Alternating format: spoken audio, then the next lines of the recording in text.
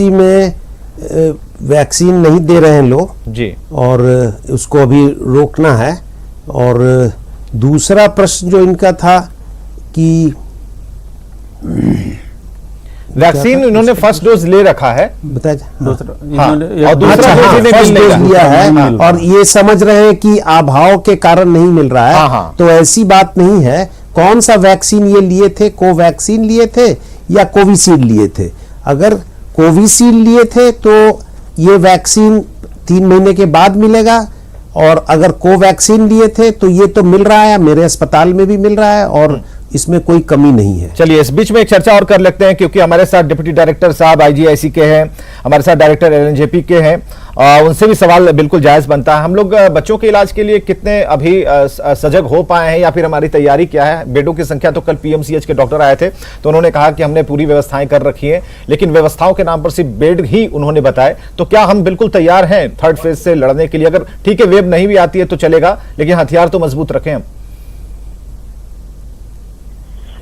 Doctor AK Jha साहब। सुभाष जी। हाँ जी, अच्छा।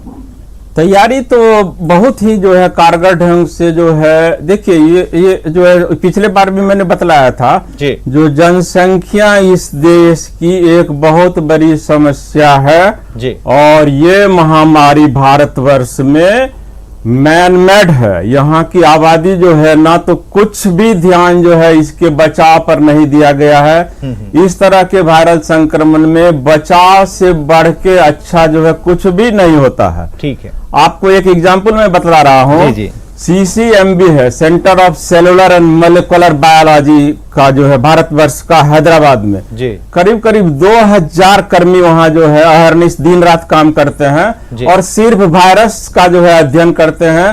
तरह तरह के वायरस का दूसरे राज्य से, जितने राज्य से जो उसका वेरिएंट म्यूटेंट आता है, दिन रात उस पर काम करते हैं। जी, जी। और वैक्सीन तो मार्च से आया, फरवरी मार्च से जो है, पिछले दिसंबर 19 से वो लोग काम कर रहे हैं और किन्हीं को भी जो है कोरोना नहीं हुआ है।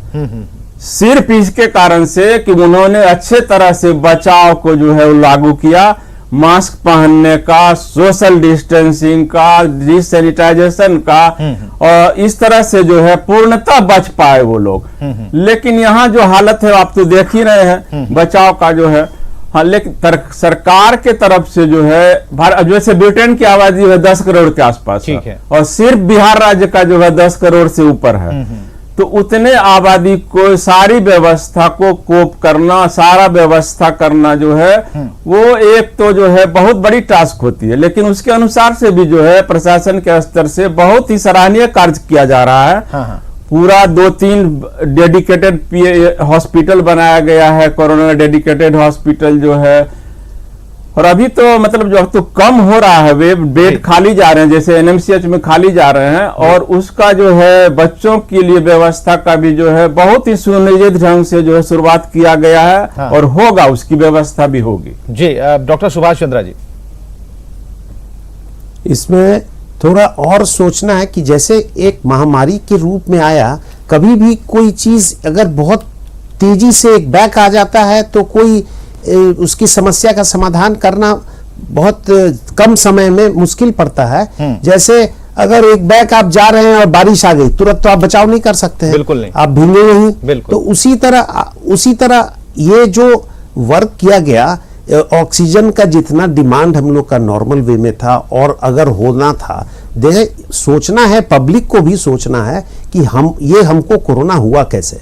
हम तो घूमते रहे ना, हम शादी ब्याह अटेंड करने लगे, हम लोगों के साथ हर एक बाजार में जाने लगे। जब ये चीज ऐलान किया गया कि अब ये कोरोना शुरू हो गया है, तो लोग भी इस पर बचाव नहीं कर रहे थे। हम कोरोना पॉजिटिव हुए तो हम अपनी गलती से तो ही हुए। अगर हम अच्छे से अपना मास्किंग करें, सोशल डिस्टेंसिंग करें, तो ये नौबत ही नहीं आती। आज थोड़ा लॉकडाउन हो गया है तो देखिए घट गई, कितनी संख्याएं घटते चली जा रही है। तो ये लॉकडाउन हमको खुद सोचना है कि बेवजह हम ना निकले कहीं, अपना काम करें, खत्म करके अपना चले आए। अगर लॉकडाउन खत्म भी होता है, अगर सब में ये अवेयरनेस आ जाए कि हम लोग अपना फालतू का मार्केट में लोगों के साथ सटके नहीं बाजार हाथ बिल्कुल डॉक्टर साहब, हम आपको बताना चाहते हैं कि कल की एक तस्वीर हमें दिखाई थी, बहुत ही चिंता करने वाली वो तस्वीर थी, क्योंकि जगदेव पथ में जब सब्जियों के बाजार वहां सजते हैं तो सैकड़ों नहीं बल्कि हजारों की भीड़ थी। आप समझिए कि 3 घंटे में अगर उन्हें वक्त दिया गया है तो शाम 3 बजे की पूरी भीड़ वहां पर उपलब्ध थी। कोई डर नहीं था, कोई फर्क उन्हें नहीं पड़ता था। पटना से नीकू कुमारी हमारे साथ हैं, जो कॉलर है हमारे साथ जुड़ी है, अपना सवाल पूछिए नीकू। जी सर, नमस्ते सर। जी सवाल पूछिए। सर, मेरे हस्बैंड को जैसे हेपेटाइटिस बी है, ठीक है, तो क्या वो टीका दिलाना उनके लिए सही है या नहीं? जी क्या उम्र है उनकी? और उम्र सर 41 है। ठीक है, ठीक है। डॉक्टर सुनील जी के पास हम ले जाते हैं इस सवाल को। Doctor Sunil Singh ji, hepatitis B है, 41 साल की उम्र है, टीका ले सकते हैं या नहीं? जरूर टीका लेना चाहिए उनको, और टीका ही एक कारगर हथियार है जो कि बीमार और बीमारी के बीच में हम कोरोना से जंग लड़ने में कारगर साबित होगा। अब टीकाकरण के कॉन्ट्राइंडिकेशंस काफी कम रह गए हैं। जी, शुरू में कॉन्ट्राइंडिकेशंस थे कि ये नहीं लेंगे, अब तो काफी कम। उसमें हेपेटाइटिस बी वाले जरूर ले, और इसके साथ ही अगर देखें हम लोग, जैसा कि ए के झा सर कह रहे थे जी, कि जागरूकता के कारण, जी जी, जागरूकता से ही हम लोग थर्ड वेव की जो बात कर रहे हैं, जी जी, थर्ड वेव आए ना आए, चिकित्सकीय तैयारी अपनी जगह पर, लेकिन जागरूकता के जो तरीके, सरकार के जो बार बार निर्देश आ रहे हैं जी, तो जनता से हम लोग आग्रह करें कि सारे कुछ करें। बिहार सरकार ने तो गांव सुदूर क्षेत्रों में जागरूकता के लिए माइकिंग भी करवा रहे हैं, जी, जी। लेकिन हम लोग को ये समझना होगा, सब्जी मंडियों में भीड़, आज भी आप देखें तो मेरे अस्पताल के कितने स्टाफ अपने गांव में शादी में गए हुए हैं। इन शादी विवाह का आयोजन कोविड प्रोटोकॉल के तहत हो, ये बहुत ही महत्वपूर्ण, और ये जागरूकता से ही हो सकता है। जी सारे कुछ डंडे के भरोसे नहीं हो सकते।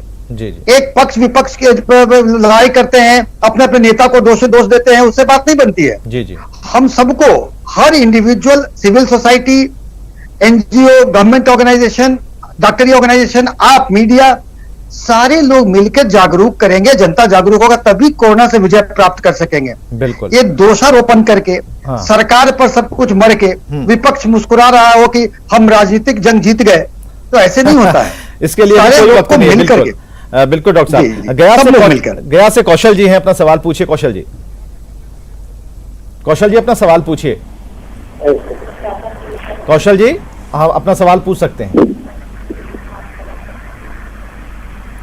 कौशल जी, आप हमें सुन पा रहे हैं?